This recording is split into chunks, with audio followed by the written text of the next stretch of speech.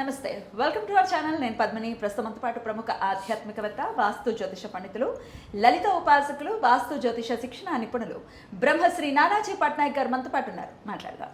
నమస్తే సార్. శ్రీమాత్రే నమః. సార్, మన పూర్వజన్మ పాపం పరిపక్వం అవ్వాలి అన్నా, లేకపోతే ఆరా చాలా బ్యూటిఫుల్గా మెయింటైన్ అవ్వాలి అన్నా, ఖచ్చితంగా ఏదైనా పుణ్యక్షేత్రాన్ని దర్శించండి, తద్వారా పాప ప్రక్షాళన ఖచ్చితంగా జరుగుతుంది అని అంటూ ఉంటారు. సో ఎంతవరకు ఇది నిజం అనేది ఒక్కసారి మీ ద్వారా తెలుసుకోవాలనుకుంటున్నాను. అలాగే రాశి పరంగా కూడా ఒకసారి చెప్పండి సార్.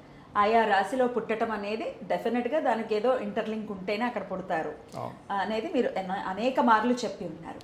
సో వాళ్ళ రాశి ప్రకారం ఏ క్షేత్రాన్ని గనక వాళ్ళు దర్శిస్తే వాళ్ళకి ఖచ్చితంగా పుణ్యం అనేది సముపార్జించుకుంటారు, తద్వారా తమ తమ కోరికలన్నీ నెరవేరుతాయి అని అంటే అట్లా ఉంటుందా సార్? ఉంటుంది. మరి మేషరాశి ఫస్ట్ మనం అంటే యాక్చువల్ నేనైతే ఎక్కువ లగ్నం మీద కాన్సన్ట్రేషన్ చేస్తాను. బట్ లగ్నం తెలియని వారు రాసి చూసుకోవచ్చు, తప్పేం లేదు. ముందు మీరు అన్నట్టుగా మేషం కనుక చూసుకుంటే ఇక్కడ ఏంటంటే ఒక క్షేత్రము, ఒక మంత్రము జపించడం ద్వారా, ఒక దేవత ఆరాధన చేయడం ద్వారా 100% వాళ్ళ యొక్క కర్మ క్షయమవుతుంది. అందులో ఎటువంటి సందేహం లేదు. ఎందుకు అవ్వాలి అంటే మనకి జన్మజాతకంలో పూర్వజన్మ కర్మ అనేటువంటిది 6వ భావంలో ఉంటుందండి. 6th హౌస్ ఈజ్ పూర్వజన్మ కర్మ. అయితే ఈ 6వ భావాన్ని కర్మగ స్థానంగా తీసుకుంటే దానికి మనం దేవతా అనుగ్రహం కానివ్వండి, మంత్రము అనేటువంటివి ఏం చేస్తాయంటే 6వ భావాన్ని తగ్గిస్తాయి, దాని ప్రభావాన్ని. ఇప్పుడు ఎప్పుడైతే నెగేట్ చేస్తాయో ఆ భావాన్ని, అప్పుడు అది ఖచ్చితంగా వాళ్ళకి ఫలితాన్ని ఇస్తుంది. ఇప్పుడు ఉదాహరణకి మేషమే తీసుకుందాం. మేషరాశి వాళ్ళు ఎక్కువగా దత్తాత్రేయ క్షేత్రాలకు కానీ, సూర్య ఆలయాలకు కానీ వెళ్ళి అక్కడ సూర్య నమస్కారాలు చేసుకోవడం. ఇప్పుడు ప్రజెంట్ గోచారంలో పంచమంలో కేతు ఉన్నాడు కాబట్టి గణపతి ఆలయాలకు వెళ్ళడం కూడా మంచిది. గణపతి ఇప్పుడు ఎలా అంటే ఇప్పుడు 5, 9 అధిపతులను తీసుకోవాలి మనం. మేషం నుంచి 5వ అధిపతి అంటే ఎవరు? సూర్యుడు. సింహం అవుతుంది. 9వ అధిపతి ధనస్సు అవుతుంది. ఇప్పుడు 5లో కేతు ఉన్నాడు కాబట్టి గణపతి వెళ్ళొచ్చు సూర్యుడితో పాటు. ఇక్కడ వీళ్ళు కాలభైరవుడు కూడా వెళ్ళచ్చు ఇప్పుడున్న గోచారం పరంగా, ఎందుకంటే శని దృష్టి ఉంది కాబట్టి దశమం మీద, భాగ్యం మీద, అంటే ఈ లగ్నం నుంచి భాగ్యం మీద, అంటే శని దృష్టి దశమ దృష్టి పడింది. అందుకని వీళ్ళు లైఫ్ లాంగ్ వెళ్ళేవేమో సూర్యాలయాలు, దత్తాత్రేయ ఆలయాలు. ఇప్పుడుండే గోచారం బట్టి ఏంటంటే గణపతి క్షేత్రాలు, కాలభైరవ క్షేత్రాలకు వెళ్తే కనుక ఖచ్చితంగా వీళ్ళకి రిలీఫ్ వచ్చి తీరుతుంది, అందులో సందేహం ఏం లేదు. అయితే మేషరాశిలో మరి 3 నక్షత్రాలు ఉంటాయి, ఆ విధంగా కూడా చెప్పేయండి సార్. అశ్విని, భరణి, కృతిక, వీరి ముగ్గురికి కూడా ఇదే వర్తిస్తుందా, లేదా నక్షత్రాల వారి కూడా ఏమైనా మార్పు ఉంటుందా? అంటే ఒకటండి, నక్షత్రము అనే దానికి ఏం తీసుకోవాలో నేను మీకు క్లారిటీ ఇస్తాను. ఇప్పుడు అశ్విని నక్షత్రాధికి అధిపతి కేతు, భరణికి శుక్రుడు, కృతికాకి రవి. కాబట్టి ఈ నక్షత్రాన్ని ఏ బేస్ మీద తీసుకోవాలంటే మనకి చంద్రమా మనసో జాత అంటాం. ఒక మనిషి యొక్క మనస్తత్వం ఎలాంటిది అనేది నక్షత్రాన్ని బేస్ చేసుకొని చెప్తారు. ఎందుకంటే చంద్రుడు ఆ నక్షత్రం మీద ఉన్నాడు, ఆ నక్షత్రాధిపతి ఎవరు, అతను జన్మజాతకంలో ఏ కండిషన్లో ఉన్నాడు. అందుకే చూడండి, చాలా మటుకు శుక్ర నక్షత్రాల వాళ్ళందరూ ఆర్ట్స్ మీద ఎక్కువ ఇంట్రెస్ట్ ఉంటుంది. ఇది భరణి, పుబ్బ, పూర్వాషాఢ. ఆ రకంగా ఇప్పుడు మనం కేతు నక్షత్రం, ఇప్పుడు అశ్విని తీసుకుందాం. వీళ్ళు ఉదయం నిద్రలేచిన వెంటనే ధ్యానము గణపతిని చేసుకోవాలి. అశ్విని నక్షత్రం వారు కేవలం ధ్యానం గురించి చెప్తున్నానండి. భరణి నక్షత్రం వారు అమ్మవారిని ధ్యానం చేయాలి. ఉదయం నిద్రలేచిన వెంటనే అమ్మవారిని స్మరించుకోవడం చేయాలి. కృత్తిక వారు సూర్యభగవాను లేకపోతే అగ్నిదేవుణ్ణి స్మరించుకోవచ్చు. ఇది ధ్యాన ప్రక్రియ వరకు. బట్ క్షేత్రాలకు వెళ్ళేటువంటి అంశంలో అంటే ఏ నక్షత్రంలో ఈ 3 నక్షత్రాల్లో ఈ రాశిలో పుట్టిన వారు ఎవరైనా సరే ఈ క్షేత్రానికి వెళ్ళడానికి రాశిపరంగా యోగిస్తుంది. రాశిపరంగాను లగ్నపరంగాను యోగిస్తుంది. బట్ నక్షత్రం బేస్లో తీసుకుంటే మాత్రం ధ్యానానికి అది వాడుకోవాలి. చాలామంది నక్షత్రం తీసుకుని దాన్ని ఉంగరం పెట్టుకోవడానికి కూడా వాడతారు. ఉంగరం పెట్టడానికి వాడుకోవడం పెట్టచ్చు. దేనికి పనిచేస్తుంది అది అంటే జస్ట్ మనశ్శాంతి వరకు పనిచేస్తుంది. చాలు. ఇప్పుడు అది కూడా లేదు సార్. ఇప్పుడు అది కూడా లేదు. అయితే ఇక్కడ ఏంటంటే ఆ ఉంగరానికి ఆ నక్షత్రాధిపతి, అంటే ఉదాహరణకి భరణి నక్షత్రంలో పుట్టారు, ఆ శుక్రుడు వెళ్ళి కేతువుతో ఉన్నాడు, అప్పుడు మీకు మనసుకు కూడా పనిచేయదు. అది పనిచేయదు. డైమండ్ కానీ లేకపోతే మనకి మన ఏమంటారు క్యాట్స్ ఐ కానీ, పిల్లికన్ రాయి, క్యాట్స్ ఐ కానీ పనిచేయవు అక్కడ. అలాంటప్పుడు పెట్టకూడదు. జనరల్గా నక్షత్రానికి సంబంధించిన రత్నం పెట్టుకున్నప్పుడు వాళ్ళకి కలిగేది ఏమిటంటే మనశ్శాంతి. ఎందుకంటే మనస్కారకుడు చంద్రుడు ఆ నక్షత్రం మీద ఉన్నాడు కాబట్టి కొంచెం ప్రశాంతత లభించడానికి. అంతేగాని అది ధనయోగాన్ని ఇస్తుందనో లేకపోతే అది ఇంకోటి ఏదో వివాహం చేస్తున్నానో పెట్టుకోకూడదు.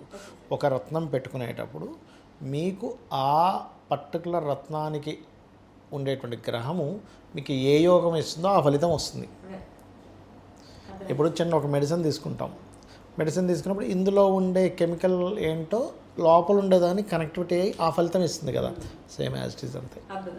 మేషరాశి వారికి గురువు దత్తాత్రేయ స్వామి అనుగ్రహం ఖచ్చితంగా ఉండాలి అని ఉండాలి, అంటున్నారు కాబట్టి ఎగ్జాక్ట్లీ. గానగాపురం మహిమాన్వితమైనటువంటి క్షేత్రం కదా సార్. ఇంకోటి లేదా దత్తాత్రేయుడు అనుగ్రహం కలగాలంటే మామూలు విషయం కాదు. అమ్మో, అవును సార్. అసలు ఎన్ని పరీక్షలు ఉంటాయో అంటే మనం వెళ్ళాలంటే నేను ఎగ్జాంపుల్స్ చెప్తా. ఇప్పుడు దత్తాత్రేయ ఆలయాలకు వెళ్ళే వాళ్ళు అనుగ్రహం ఉంటే ఎలాగో, అనుగ్రహం లేకపోతే ఎలాగో చెప్తా. బాగా అనుగ్రహం ఉందనుకోండి, ఫ్రెండ్లో అక్కెళ్ళిపోతాడు, వెళ్ళిపోదామని, అంటే అంత అనుగ్రహం ఉంది వాళ్ళకి, వాళ్ళు అనుకోకపోయినా వెళ్ళిపోతారు. కానీ ఇక్కడ దత్తాత్రేయుడిని ఆరాధిస్తే వీళ్ళ జీవితం బాగుపడుతుంది, కానీ అనుగ్రహం లేదు. అప్పుడు ఏమవుతుందంటే బయలుదేరదామనగానే ఏదో వార్త వింటాడు, ఆగిపోతారు. అది బయలుదేరేటప్పుడు చాలా ఆటంకాలు జరుగుతాయి. తీరా బయలుదేరి అక్కడికి వెళ్ళిన తర్వాత అక్కడ ఇంకోటేదో అసలు 100 మంది 100 రకాలు చెప్తారు. నువ్వు దత్తాత్రేయుడు వెళ్తున్నావా, ఎందుకు ఇది ఇక్కడికి వెళ్ళొచ్చు కదా, రకరకాల సజెషన్స్. ఎందుకంటే ఈ జీవుడు ఆ క్షేత్రానికి వెళ్తే అతని కర్మ తొలగిపోతుందంటే అది it's not a simple thing. కర్మ తొలగిపోతుంది చేసుకోండి అంటాం, కాలం దానికి సహకరించదు. అంత ఈజీ కాదు కర్మ తొలగిపోవడం అనేది. అది కాబట్టి అయితే ఇలా చాలా మంది కూడా అంటూ ఉంటారు సార్, వెళ్ళలేకపోతున్నాం, దర్శనం చేయలేకపోతున్నాం. ఏంటి సార్ దీనికి అంటే దీనికి ఏదైనా మార్గం చెప్పండి సార్. ఒకటేనండి, భక్తే. ఎప్పుడైనా సరే మనకి 3 విషయాల మీదే మొత్తం ప్రపంచం నడుస్తుందండి. ఎలా అయితే ఇప్పుడు సృష్టి, స్థితి, లయ, బ్రహ్మ విష్ణు రుద్రులు కదా, అలాగే మనకి చెప్తూ ఉంటారు, ఇది ఒక హోమం చేసేవాడు, చేయించేవాడు అండ్ హోమం, అంటే ప్రతిదీ 3తో లింక్ అయి ఉంటుందండి. నీ సంకల్పము, భగవంతుడు, నీ భక్తి. భక్తి అనే పార్ట్ ఎంత ఇదంటే నువ్వు అసలు నీకు ఆ భక్తి అనేది అంటే తెలియడానికే చాలా సాధన చేయాలి ఫస్ట్. మనం ఏదైనా భక్తులారా అని చెప్పి మనకి స్పీచ్లు ఇస్తుంటారు. అసలు భక్తులు అవ్వాలంటే, అసలు భక్తి రావాలంటే ఏంటనే దాన్ని ఎంతో శోధిస్తే కానీ అర్థం కాదు. అది చాలా పెద్ద సబ్జెక్ట్. అంటే భక్తుడు, ఉపాసకుడు ఇట్లా రకరకాలు ఉంటారు. అందరికంటే ఎవరు గొప్పవాడు అంటే భక్తుడే గొప్పవాడు. ఖచ్చితంగా అలా గొప్పవాళ్ళు అవ్వాలి అంటే నిజమైన భక్తులుగా మారాలి. అసలు భక్తి అంటే ఏంటని అడిగితే సరైన నిర్వచనం చెప్పలేరండి ఎవరు కూడా. భక్తి అంటే భక్తేనండి, టెంపుల్కి వెళ్తున్నాను కదా భక్తి, టెంపుల్కి వెళ్ళడం భక్తి కాదు అసలు. అది ఏదో వెళ్తున్నావు, 1 ఆఫ్ ది పార్ట్. నువ్వు వెళ్తున్నావు, ఏదో కోరికతో వెళ్తున్నావు, దేనితోనో వెళ్తున్నావు. కానీ అసలు నీకు అనుక్షణము నువ్వు నిద్ర లేచినప్పటి నుంచి నిద్రపోతూ నిద్రలో కూడా నువ్వు కలవరించేది. చిన్నపిల్ల అమ్మని ఎలా కలవరిస్తాడో, నువ్వు ఒక చిన్న పిల్లవాడు నిద్ర లేస్తే అమ్మ కావాలని ఎలా ఏడుస్తాడో, ఒక భక్తుడు అతను కాన్షియస్లో ఉన్న అన్కాన్షియస్లో ఉన్న వాడి మనసులో ఎప్పుడు ఆ దేవతా సంబంధించిందే ఉంటుంది. దట్ ఈజ్ భక్తి. చాలా టఫ్ అయితే నిజమే.